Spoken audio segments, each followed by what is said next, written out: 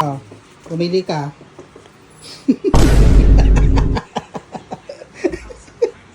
Siyempre pag nabunot mo yung 500, ibig sabihin ako magbabayad ng tawga mo.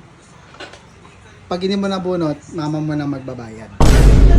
So dapat, kapag nabunot mo, ibig sabihin maswerte ka today.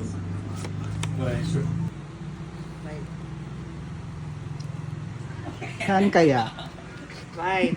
I think both. Hinata ko gagraduate. Sige nga, tignan natin. Go, yan na, final na. Nakita mo na? Saan yan?